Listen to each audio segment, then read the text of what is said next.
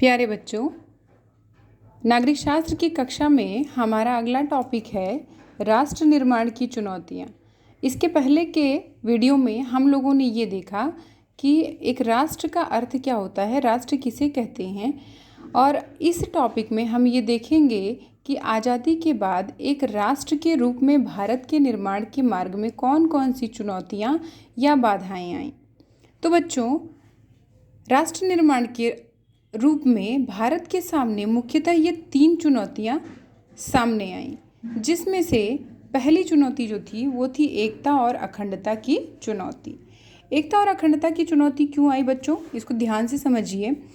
क्योंकि आप जानते ही हैं कि हमारा देश भारत एक बहुधार्मिक बहुभाषाई लोगों का देश है, जिसमें बहुत सारी भाषा, बहुत सारे धर्मों के लोग निवास करते हैं। तो ऐसे में जिस देश का विभाजन धर्म के आधार पर हो रहा है, यानी कि हमारे देश में जो विभाजन हुआ भारत और पाकिस्तान का, उसकी जड़ में कौन था? उसकी जड़ में था धर्म। वो धर्म कौन था? हिंदू और मुसलमान। 2 धर्मों के आधार पर भारत का विभाजन हो रहा था। अब ऐसी परिस्थिति में जहाँ पर अनेक धर्मों के लोग निवास करते हैं, देश के संविधान निर्माताओं के सामने और राजनेताओं के सामने एक सबसे बड़ी चुनौती आ गई कि देश की एकता और अखंडता को किस प्रकार से कायम रखा जाए। तो इस मार्ग में जो भी चुनौतियां, बाधाएं सामने आईं, यदि उनका डटकर पूरी तरह से सामना नहीं किया गया होता तो हमारा देश भारत आज केवल 2 हिस्सों में नहीं, भारत और पाकिस्तान में ही नहीं, बल्कि न जाने कितने हिस्सों में बंट चुका होता। तो एक राष्ट्र के निर्माण की प्रक्रिया में जब भारत आगे बढ़ रहा था तो उस मार्ग में भारत के सामने सबसे बड़ी बाधा आई भारत को एक रखने की बाधा, यानी भारत को एकता के सूत्र में बांधकर रखने की बाधा सबसे प्रमुख बाधा आई। दूसरी ओर हम चलते हैं। दूसरी बात जो सबसे समस्यात्मक रही राष्ट्र निर्माण के रूप में भारत के सामने, वो थी लोकतंत्र की स्थापना की चुनौती। अब जिस समय हमारा देश आज़ाद हुआ, किस समय आज़ाद हुआ बच्चों? वो था 15 अगस्त 1947 को हमारा देश आज़ाद हो गया।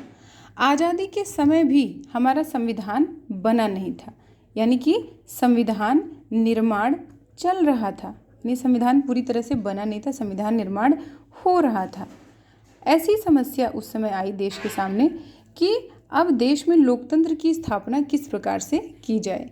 यानी राष्ट्र के एक सफल राष्ट्र के रूप में हमारे देश में लोकतंत्र की स्थापना की जानी थी, लेकिन लोकतंत्र की स्थापना कैसे की जाए, उसकी चुनौती, उसकी समस्या हमारे देश की सरकार, हमारे देश में उस समय जो सरकार जिसके मुखिया पंडित जवाहरलाल नेहरू थे, जिसको अंतरिम सरकार कहा जाता था, वो सरकार किस प्रकार से काम करेगी और किस प्रकार से एक वास्तविक लोकतंत्र की स्थापना हमारे देश में की जा सकती है, उसकी बाधा सबके सामने आई।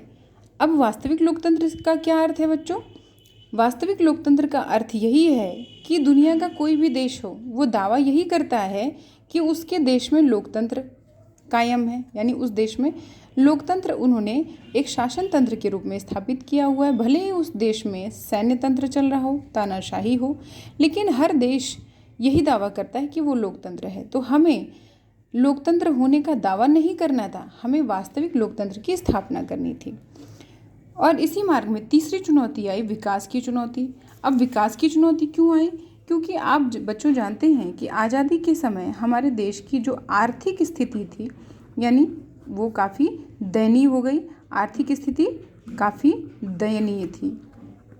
तो किसी भी देश का अगर विकास करना है तो सबसे मजबूत पिलर जो होता है वो क्या होता है? आर्थिक स्थिति, यानी कि आपका खजाना भरपूर होना चाहिए, जो कि हमारे पास नहीं था। इसके साथ ही साथ हमारे देश में उस समय एक ऐसा संक्रमण काल चल रहा था जिसमें हिंदू और मुसलमान दोनों जो पंथों के, दोनों धर्मों के लोग थे, वो एक दूसरे को शंका की दृष्टि से देख रहे थे।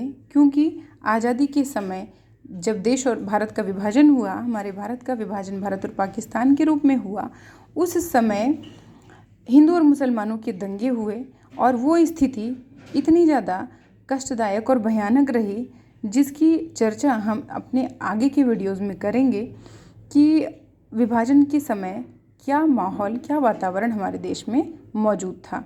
तो वो एक ऐसा संक्रमण काल चल रहा था जिस समय देश के सभी वर्गों का विकास करना था। अब भारत में ऐसा नहीं था कि भारत में केवल हिंदू जनसंख्या निवास कर रही थी। भारत में अनेक धर्मों के लोग थे और उन सभी धर्मों के लोगों का समान रूप से, अनेक धर्मों का समान रूप से विकास करना था, समान रूप से विकास करना था।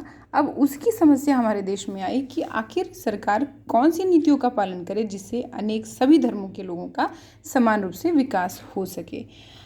हमारे देश भारत ने इन सभी चुनौतियों का बहुत अच्छे से, बहुत मजबूती से, दृढ़ता से सामना किया और आज इतने वर्षों के बाद 1947 के बाद हमारा देश नित्य विकास की नई नई ऊंचाइयों को छू रहा है। इसका मतलब कि राष्ट्र निर्माण की जो चुनौतियां हमारे सामने आई थीं, उन चुनौतियों को काफ़ी हद तक हमने दूर किया, उन बाधाओं को काफ़ी हद तक दूर किया और एक मजबूत राष्ट्र के रूप में भारत एक सफल राष्ट्र के रूप में दुनिया के सामने आज अपनी उपस्थिति दर्ज करा रहा है।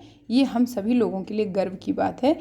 ये जब आपको प्रश्न आता है परीक्षा में लिखने के लिए कि भारत का एक राष्ट्र के निर्माण के रूप में भारत के सामने कौन कौन सी चुनौतियां आईं, तो मुख्य रूप से बच्चों आपको इन 3 बिंदुओं पर ध्यान अपना केंद्रित करना है, क्योंकि ये 3 समस्याएं थीं।